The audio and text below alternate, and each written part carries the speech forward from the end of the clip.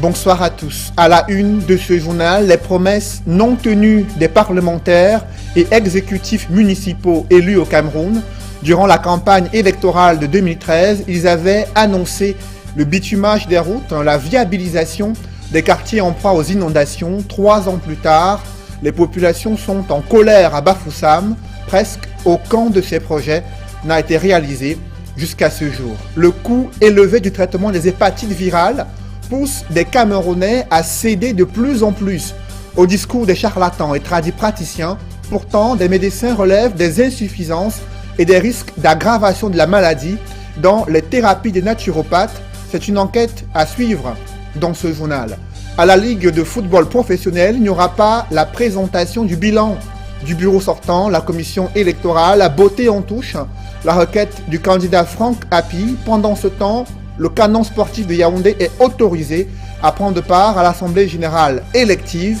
On fait le point à la veille de cette Assemblée générale élective à la LFPC dans ce journal.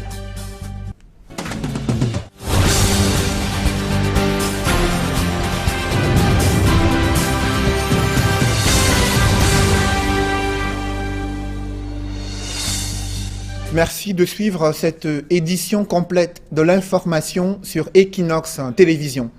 Des voix s'élèvent de plus en plus pour dénoncer les promesses non tenues des élus locaux au Cameroun, notamment à Bafoussam. Ils avaient annoncé le bitumage des routes et la viabilisation des quartiers en proie aux inondations. 3 ans après leur élection, presque aucun de ces projets n'a été réalisé.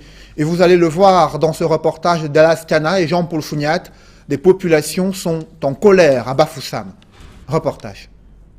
L'axe Toket Explosif Canada, une vraie piste rurale au centre urbain de Bafoussam. La chaussée décorée de gros nids de poules au fil des années est un chemin de croix à la moindre pluie tombée. Les va-et-vient des engins roulants donnent lieu à un spectacle généralement observé dans les localités de l'arrière-pays. Au fur et à mesure, les choses se dégradent davantage. Il y a eu quelques années antécédentes, c'était un peu plus mieux qu'aujourd'hui. Aujourd'hui, nous trouvons en train de nous enfoncer au lieu de chercher à avancer. Non, il dit que c'est grave. Vous-même, vous voyez l'état. Ce n'est pas possible parce que nous, on n'arrive pas à s'en sortir ici. Et tous les jours, nous menacent pour les papiers de gauche à droite. Les inondations mettent hors service une partie de la chaussée, obligeant les voitures et motocyclettes à se déporter sur l'espace réservé aux véhicules roulant en sens inverse. En cas de densité du trafic, certains conducteurs n'ont d'autre choix que patauger. Le long de ce calvaire, piétons et autres habitants du coin n'ont que leurs yeux pour pleurer devant une route quasi impraticable. Ici là, c'est de la merde, c'est de la merde. Nous on ne sait même pas s'il y a même un délégué ici. Quand nous on regarde ça, on ne sait pas si ce sont les mâts du poisson, on ne sait pas si c'est le quartier transformé plutôt en mât de la piscine quoi. Quand il pleut ici, c'est la mort, c'est la mort. Et on retrousse même le pantalon pour marcher. Regardez vous-même, regardez. Le torrent, la boue, tu ne peux pas t'habiller et passer ici, rien.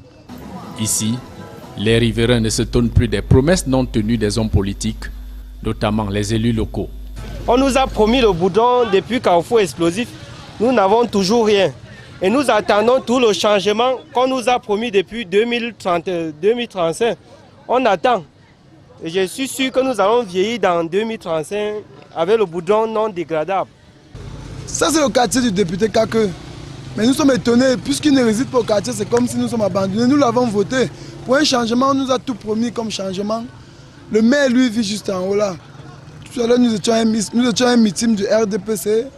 On nous fait croire qu'il y a le changement, on ne fait que nommer des gens. Mais par contre, on ne vient pas voir ce qui se vit sur le terrain. C'est vraiment un désastre. Abritant plusieurs services administratifs et bientôt la préfecture de la MIFI encore en chantier, les riverains de Toket, Explosif et Canada redoutent le pire à l'avenir si rien n'est fait. Ici, là, au fur et à mesure qu'on avance, on trouve que ça s'aggrave. Alors qu'on a non loin de là un grand lycée de référence, construit par les Canadiens que nous sommes nous-mêmes incapables de le valoriser, d'aménager, de rendre ça viable. Nous avons voté des gens pour qu'ils nous apportent un changement dans le quartier. Si vraiment nous les avons votés, qu'ils viennent nous donner le changement, qu'ils ne partent pas seulement construire leurs immeubles partout, se remplir des poches, qu'ils viennent aussi faire un pas pour le quartier. Là, nous serons fiers. Arranger ne serait-ce que les routes. On risquera de donner seulement ces postes aux étrangers, puisque les gens du quartier ne peuvent pas nous aider comme nous en avons besoin. Le bétail électoral de cette circonscription politique est donc fâché. Tous plient le petit doigt en attendant les échéances de 2018. Les élus locaux n'ont qu'à bien se tenir. Pourquoi des travailleurs camerounais redoutent autant le départ à la retraite? C'est en partie à cause des mauvaises conditions de vie des retraités au Cameroun, entre le difficile accès à la pension et le montant jugé dérisoire. Ces réalités sont vécues dans plusieurs pays africains, d'où l'urgence de réviser la politique de prévoyance sociale. Une conférence interafricaine se penche sur cette problématique à Yaoundé. Reportage Yannick Mbazoua. Loin de jouir d'un repos paisible et bien mérité, les retraités sont à l'agonie. Le salaire, tout ce qu'on donne, là, c'est bas. Quelqu'un qui a 34 000 francs par trimestre a raison de 12 500, 13 000 francs par mois. Qu'est-ce qu'il peut faire? Fois des maladies, des fois il tombe, il n'a pas le moyen d'aller à l'hôpital, pas moyen de vivre, n'a plus moyen d'aider ses enfants. Par conséquent, le départ à la retraite aujourd'hui sonne comme un arrêt de mort. Plusieurs facteurs y concourent. D'abord, le taux de remplacement. Quand on est actif, on a un certain niveau de revenu et nous constatons que chez nous, lorsque vous allez en retraite, nous appelons ça le taux de remplacement. La retraite apporte un taux de remplacement trop faible. Vous avez 3 millions par mois. Comme vous ne pouvez pas cotiser sur les 3 millions, vous cotisez sur 400 000. Vous n'aurez que 400 000 francs pendant votre retraite de pension et pour 3 mois. Vous voyez très bien la difficulté pour les gens d'accepter cet état de fait. Ensuite, l'intégration sociale des retraités au sein de la société moderne. Vous savez que vous aviez l'habitude de mettre la veste pour assister à certaines réunions. Or, dans nos sociétés, cette mise à l'écart n'existe pas. On vit jusqu'à la mort, c'est-à-dire que nos vieillards et autres étaient constamment consultés, au contraire donc, de la vie moderne qui met certaines personnes en quarantaine. Donc, il y a le problème social de cette exclusion qui est posée par les retraites et celle qui va irrémédiablement vers la mort. Ce n'est donc pas le hasard si aujourd'hui la conférence interafricaine de la prévoyance sociale a décidé de placer la problématique au centre de ses travaux. Ainsi, durant 3 jours, les acteurs venus de 15 pays africains vont analyser les facteurs et les contraintes qui menacent la viabilité financière des retraités au sein de la zone Cyprès et proposer des approches et des stratégies pertinentes de réforme des retraités. La validation du plan de redressement de Camerco a permis de lever un pan de voile sur la stratégie de Boeing en vue de faire briller l'étoile du Cameroun dans un ciel hyper concurrentiel. Il est également prévu l'acquisition de 9 nouveaux aéronefs pour desservir une vingtaine de destinations internationales et domestiques. Cependant, le consultant américain prévient que la réussite de son plan est conditionnée par la restructuration d'une compagnie aérienne surendettée et l'injection de 60 milliards de francs CFA. Les points saillants de ce plan de relance de Camerco, c'est dans ce reportage de Marcel Ngansop. C'est un plan qui tient un volumineux document de plus de 500 pages. D'abord sur les destinations à desservir par l'étoile du Cameroun. Boeing propose un réseau comprenant 27 destinations, dont 5 intercontinentales, 13 régionales et 9 domestiques. Des propositions qui devraient permettre à Camerco d'avoir des taux de remplissage convenables à la hauteur de ses nouvelles ambitions. Pour ce faire, l'acquisition de nouveaux avions est incontournable. Le constructeur Boeing propose 9 aéronefs pour compléter les 5 dont dispose Camerco aujourd'hui, sans trop compter sur les balbutiements du Dja, fraîchement revenu d'Éthiopie après 6 mois d'absence. Avec un total de 14 avions, Boeing pense que la compagnie nationale aérienne pourra mieux se déployer et améliorer sa trésorerie. Encore faudrait-il que Camerco paye ses dettes. Il s'agit de la dette fournisseur, estimée à près de 35 milliards de francs CFA. Une bonne partie étant exigible à tout moment, sous peine d'arrêt de l'exploitation. Les loueurs d'avions, les fournisseurs de carburant, les services d'assistance au sol et ceux de navigation aérienne ont les oreilles tendues en direction de l'État. La quatrième et dernière proposition du plan de relance, approuvée par Paul Biya, consiste au financement de Camerco par l'État à hauteur de 60 milliards. C'est la condition sine qua non du redressement des oiseaux qui ne cessent de battre de l'aile et dont la traversée récurrente des zones de turbulence décourage même le Camerounais le plus téméraire. Aucun calendrier n'a été annoncé pour la mise en œuvre de ce plan. Nous allons nous atteler maintenant à arrêter les modalités pratiques de l'implémentation de ce plan. Et je puis vous dire que nous n'allons pas traîner parce que la décision qu'a prise le président de la République vaut pour nous instruction à s'exécuter immédiatement. Boeing va accompagner le gouvernement dans l'exécution du plan de relance pendant une durée de 18 mois, éventuellement renouvelable. En espérant que l'étoile du Cameroun reprendra cette fois et définitivement le chemin des airs, loin des turbulences de ces dernières années. On attend de voir. Le surendettement de Camerco, évalué à 35 milliards de francs CFA, reste un épineux problème pour le gouvernement, une équation difficile à résoudre dans ce contexte de fébrilité économique. Mais le ministre des Transports se veut rassurant. Edgar Alain Mbungo affirme que toutes les dispositions doivent être prises pour apurer cette dette de la compagnie aérienne nationale. Je vous propose d'écouter le ministre des Transports. Je crois que tous les espoirs sont désormais permis. Tout le peuple camerounais était suspendu à cette décision du président de la République. C'est quand même une dette de 35 milliards de francs CFA et qui était l'un des facteurs qui a empêché son décollage, dont 15 milliards dus à des fournisseurs dits bloquants, c'est-à-dire des entités privées, et qui étaient à tout moment en mesure d'arrêter l'exploitation. Et puis dans cette dette, il y a 20 milliards qui sont dus à des institutionnels comme la Camtel, ADC, l'autorité aéronautique, la SECNA.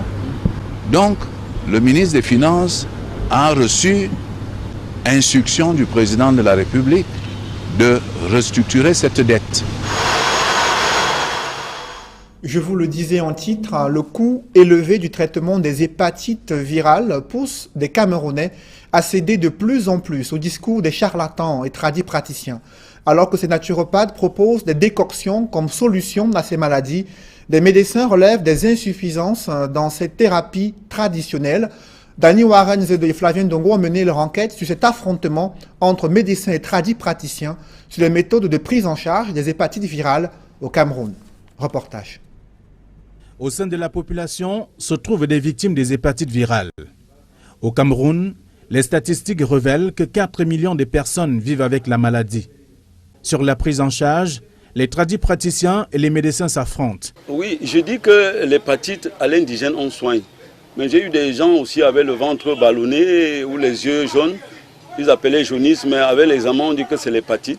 Et j'ai commencé à soigner, ils sont guéris. S'il est dans un environnement où on croit beaucoup à la médecine traditionnelle, son penchant, ce sera d'y aller. Et en général, on a beaucoup de patients qui, ayant penché initialement de ce côté-là, ont eu des échecs. Ils viennent et à ce moment, parfois, il se fait tard. Dans la médecine moderne, les pourcentages de guérison sont de plus en plus élevés avec les nouveaux médicaments. Aux abords des routes des grandes villes du pays, des vendeurs de médicaments à base des plantes naturelles. Les naturopathes brandissent d'ailleurs des décoctions au dosage incertain comme solution contre les hépatites virales. Quand une cuillère à soupe, je dis que ça fait 20 grammes ou 10 grammes, je dis prends 2 ou 3, tu fais bouillir et tu bois la tisane pendant 2 ou 3 jours, tu refais l'autre. Le traitement se fait en 3 phases. Il y a par infusion, par macération et par décoction. Le dosage, aussi ça peut se faire par l'âge. Par contre, les pratiquants de la médecine moderne relèvent des insuffisances de cette thérapie traditionnelle. Est-ce que le praticien en question a la solution à son problème qu'il pose? On ne sait pas. Quand le malade se lève pour aller vers un tradipraticien ou quelqu'un qui se dit tradipraticien, parce que là-dedans, il y a souvent un peu de tout, mais tous les autres, en général, ils viennent après avoir pris des doses de médicaments qui font subir une assez forte intoxication au foie. Donc ils arrivent souvent très altérés parce que ayant laissé progresser la maladie pendant longtemps. Les hépatites virales, qui constituent selon les décideurs un problème de santé publique au Cameroun, continuent de faire des victimes à cause du coût élevé des médicaments, malgré la subvention annoncée par le patron de la santé au Cameroun. Ou avec 450 000 francs, on se guérit d'une maladie qu'on soignait à 7 millions à l'époque, avec un pourcentage de guérison qui est plus proche de 100% maintenant, entre 90 et 100%. Chez nous, nous avons mis ça à 450 000. Toute chose qui tourmente les malades des hépatites virales et permet à certains de se laisser séduire par les charlatans de tous bords. Comment expliquer l'attitude des pouvoirs publics face aux critiques et lauriers de la communauté internationale? Le gouvernement a brandi avec fierté un prix remporté sur le plan international pour la création des entreprises en ligne. Pourtant, quelques jours plus tôt, les mêmes pouvoirs publics rejetaient en bloc les rapports des organisations internationales sur la violation des droits humains et la corruption au Cameroun. Guy Zogo tente d'analyser le clair-obscur de l'attitude du gouvernement face à la communauté internationale. Les rapports, avis et autres décisions des acteurs de la communauté internationale au sujet du Cameroun ne sont pas toujours partagés par le gouvernement, surtout lorsqu'ils sont peu favorables, ce qui n'est pas le cas quand ils sont à l'avantage du Cameroun, ce qui, de part et d'autre, laisse voir une exagération dans les réactions. À certains moments, lorsqu'il y a une prise de position ou un rapport qui est publié qui est négatif, bien qu'il y ait des facteurs positifs ou négatifs, on apprécie ça de façon brutale et maximale, dans le sens où c'est bon. C'est-à-dire on va vraiment au maximum. Quand c'est mauvais, aussi, bien qu'il y ait aussi des variables positives, on met au maximum un négatif.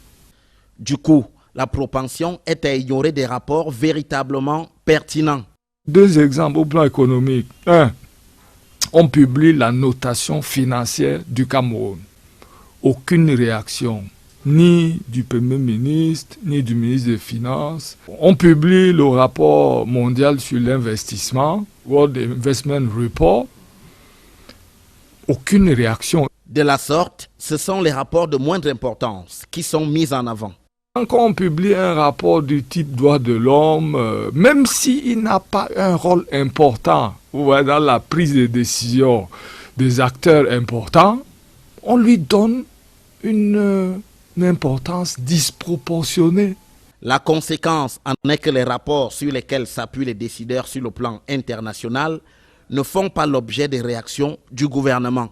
Il y a une bonne partie des rapports importants dont on ne fait pas cas, mais qui sont pris en compte réellement par des investisseurs internationaux, parce que dans leur grille d'évaluation de l'attractivité du pays, ces critères-là sont importants.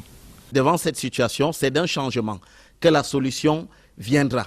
Un rapport de cet organisme qui est une ONG aurait une réponse simple, c'est une note de réaction technique qui répond aux différentes questions et qui reconnaît certaines faiblesses et qui montre que le gouvernement est conscient pour le traitement de ces problèmes-là. Une posture que le gouvernement serait bien inspiré d'adopter. Parlant des droits de l'homme, le Centre des Nations Unies spécialisé dans ce domaine se préoccupe de l'inclusion des couches sociales vulnérables dans les processus électoraux au Cameroun. Son représentant régional l'a dit de vive voix au cours d'une séance de travail tenue au siège d'Elekam. Les deux structures ont posé les axes d'une coopération en vue de favoriser davantage l'inscription des handicapés et autres populations autochtones et vulnérables sur le fichier électoral au Cameroun. Je vous propose à présent de suivre le représentant régional du Centre des Nations Unies pour les droits de l'homme et le président du Conseil électoral au Cameroun. Je suis venu voir le président du Conseil, comment est-ce que nous pouvons travailler avec lui, avec son institution, pour une meilleure protection des droits civils et politiques dans les processus électoraux, et notamment comment est-ce que nous pouvons travailler pour que de plus en plus les personnes généralement marginalisées, les populations autochtones, les personnes vivant avec handicap, etc., soient plus grandement intégrés dans les processus électoraux pour qu'ils se sentent aussi à part entière dans les processus électoraux. Selon notre lecture, c'est que c'est une institution qui est résolument engagée à faire en sorte que la charte africaine des élections, la démocratie et la gouvernance soit vraiment mise en œuvre au Cameroun. Les préoccupations de ce centre sont aussi nos préoccupations. Il faut, et vous-même, vous pouvez le constater, que l'approche handicap à Elections Cameroun, c'est pas de 20 mots. Et vous voyez que de plus en plus, il y a des gens qui vivent avec un certain handicap dans nos pays, réclament le fait, ils veulent être représentés, ils ne veulent pas seulement être électeurs, ils veulent aussi être élus, ils veulent être des candidats aux élections. Il faut qu'ils se sentent vraiment concernés par les processus électoraux dans nos pays. À la veille de l'élection du nouveau président de la Ligue de football professionnel, la commission électorale botte en touche la requête du candidat Franck Api, laquelle portait sur l'impératif de présentation du bilan du bureau sortant. Cette demande est jugée non recevable selon la commission électorale et déclare qu'il s'agit d'une assemblée générale strictement élective à laquelle est convié le canon sportif de Yaoundé. On fait le point avec Joël Essengue et Aïk Cyril. La commission électorale de la Ligue de football professionnel du Cameroun semble avoir tranché sur le cas canon sportif de Yaoundé. Malgré ses querelles intestines, le club le plus titré du Cameroun prendra part au scrutin que l'on annonce transparent. On a un électorat bien identifié. Il y a 35 clubs qui vont voter. Je ne vois pas qui va venir voter à la place d'un club. Je ne sais pas. Je crois que ça sera le plus transparent possible parce que les deux candidats seront là. On a une commission électorale qui a vraiment travaillé dans la transparence. Je ne crois pas que ce soit le jour du vote qu'il en sera autrement. La question canon sportif de Yaoundé réglée, la commission électorale n'a plus de souci à se faire à quelques heures de l'Assemblée générale élective. Sur le plan matériel, tout est prêt. C'est-à-dire les urnes, les bulletins de vote, l'isoloir, tout est prêt. Nous avons déjà reçu les noms des personnes qui vont couvrir notre assemblée sur le plan sécuritaire. Le candidat Franck Api avait demandé que le président sortant présente son bilan avant d'aller aux urnes. Cette demande n'a pas prospéré auprès de la commission électorale qui estime que non seulement elle arrive sur le tard, mais également cette question n'est pas inscrite à l'ordre du jour. Je ne sais pas si c'est quelque chose qui devra être examiné. Bon, c'est la seule doléance que nous avons reçue. Mais là, moi, en tant que secrétaire général, j'aurais dû recevoir cette doléance depuis 15 jours avant. 5 ans après sa mise sur pied, la Ligue de football professionnel du Cameroun sera dotée de son tout premier exécutif issu des urnes. Le général Pierre Semengue agissait jusque-là comme président nommé. Laissez votre intégrité de côté et votre... À présent, l'escale internationale de ce journal, une légende de la musique africaine, Koffi Olomide a été arrêté et puis inculpé pour coups et blessures volontaires sur l'une de ses danseuses. La scène s'est déroulée au Kenya. Des précisions avec nos confrères de TV5 Monde. Le visage fermé, pas un geste à la foule de curieux et d'admirateurs qui a passé une partie de l'après-midi à l'attendre devant le tribunal de grande instance de la Gombe. Koffi Olomide est emmené sous bonne escorte à la prison centrale de Malaka. Il ne sera pas présenté à un juge avant 5 jours. C'est la plainte d'un député congolais, Zakari Bababaswe, qui a lancé la machine judiciaire et conduit à l'arrestation ce mardi matin, puis à l'inculpation pour coups et blessures volontaires du chanteur. Sur le plan des droits, il se pose un problème. Est-ce qu'il y a eu infraction ou pas? On lui reproche les coups et blessures volontaires, mais nous disons qu'il n'y a pas coups et blessures volontaires pour la simple raison que la vidéo qui est véhiculée montre bien que les coups de pied n'avaient jamais atteint la fille. Difficile d'en avoir le cœur net sur ces images tournées vendredi à l'aéroport de Nairobi. Celles-là même qui ont enflammé la toile. La jeune femme, l'une des danseuses du chanteur, destinataire du violent coup de pied, n'a selon la défense pas porté plainte. De même, les autorités kenyanes qui ont expulsé Koffi Olomide le lendemain de l'agression présumée n'auraient pas non plus dénoncé les faits. Même s'il s'en sort sur le plan judiciaire, cette nouvelle affaire va encore entacher la réputation sulfureuse de l'artiste. Koffi Azali, Aza Likola Mbekote. Koffi n'est pas au-dessus de la loi et il n'en est pas à son premier forfait. Il a déjà frappé le journaliste Marc Tabou et son producteur Diego Music. Aujourd'hui, il vient de tabasser sa danseuse sur une terre étrangère. Que la justice soit rendue. En 2012, il avait en effet déjà été condamné à 3 mois de prison avec sursis pour coups et blessures volontaires contre son producteur. S'il est reconnu coupable de cette même infraction, il encourt cette fois entre 8 jours et 6 mois de prison ferme. C'est une première dans l'histoire du grand parti démocrate aux États-Unis. Ce parti a investi Hillary Clinton comme candidate à la prochaine élection présidentielle. On voit tout cela avec nos confrères de TV5 Monde. Une standing ovation unanime. Le décompte des voix pour désigner la candidate officielle des démocrates est quasiment terminé. Bernie Sanders prend la parole et reconnaît sa défaite. Les démocrates retrouvent ce mardi soir un semblant d'unité.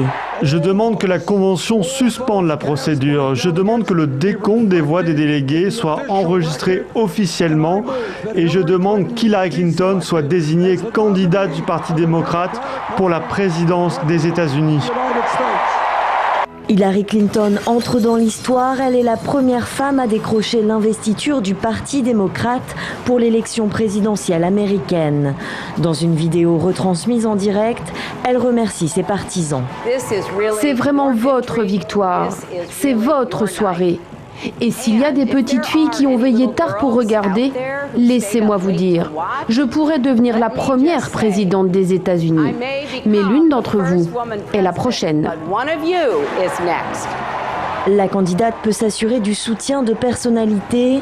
Meryl Streep, Alicia Keys étaient notamment sur scène. Mais celle qui veut devenir la future présidente peut avant tout compter sur son mari, l'ex-président. L'éventuel First Gentleman a tenu un discours fleuve de 45 minutes en son honneur. Hillary va nous rendre plus forts ensemble. Vous le savez, parce qu'elle a passé sa vie à le faire. J'espère que vous le ferez. J'espère que vous allez les lire. Hillary Clinton acceptera formellement sa nomination jeudi soir lors de la clôture de la convention. Mais avant cette étape, les démocrates reçoivent un invité de taille. 2 jours après le discours de soutien de Michelle Obama, c'est au tour du président Barack Obama de prendre la parole pour Hillary Clinton ce mercredi soir. Reportage dans ce journal, Biopharma qui poursuit son action dans l'éducation. Les responsables des laboratoires Biopharma ont fait le tour de quelques établissements à Yaoundé. Objectif, offrir aux élèves et enseignants la récompense pour un travail acharné. Reportage.